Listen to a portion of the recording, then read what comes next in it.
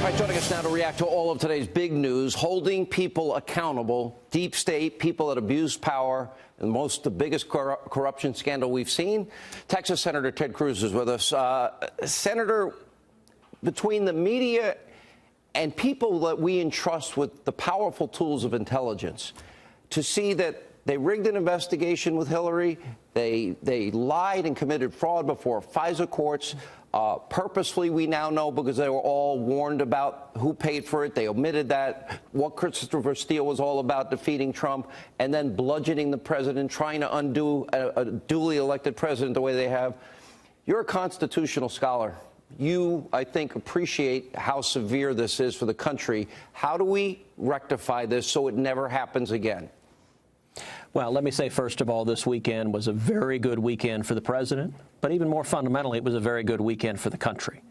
We've had now 2 years of this special prosecutor investigation, and during the entire time, virtually every Democrat and all the media has been breathlessly covering every minute of it, insisting collusion, collusion, collusion, collusion.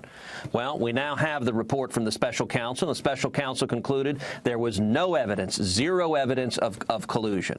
That's a big deal. Not only that, but we also now know that both the Attorney General, Bill Barr, and the Deputy Attorney General, Rod Rosenstein, concluded that none of the evidence supports charges of obstruction of justice, which means everything the Democrats and media have been talking about for 2 years was lacking in a factual basis. And the entire media has egg on their face. And what are they doing now? They're not apologizing. They're not backtracking. They're not saying, gosh, our facts were wrong. Instead, they're attacking. We're seeing every Democrat pivot to say, oh, no, never mind about conclusion. Never mind about crimes or evidence.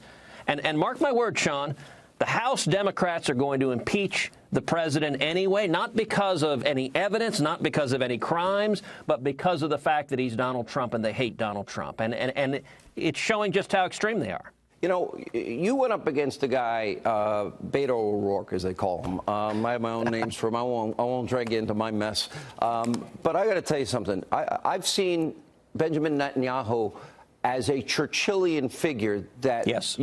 Was alone, the sole voice of moral clarity against modern evil in our time until Donald Trump got into office. And I see that O'Rourke literally went after Netanyahu as an ally of racists. And we know that Reuters covered the real story of your opponent for over a year. They made a deal with Beto to hurt you in that election and help him. Well, listen, when it comes to media bias, the Reuters stories is truly a smoking gun. Back in 2017, they had evidence that Beto may have committed multiple felonies. The reporter interviewed Beto on the record, and he confirmed it. But then they cut a deal and said, OK, we won't report on it until after the 2018 election. Why?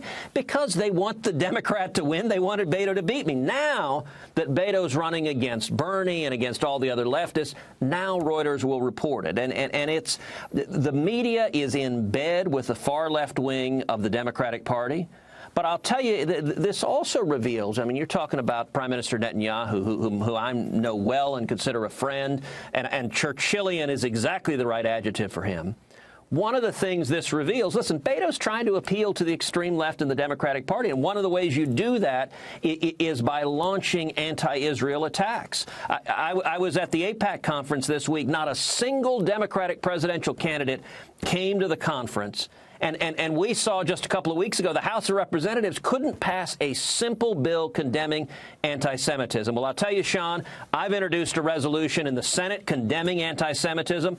I think we need to take it up, and I think we need to put every senator on record. I hope the Democrats are willing to condemn anti-Semitism, the kind of comments these freshman House members are making, things like it's all about the Benjamins, which is nothing but an anti-Semitic trope.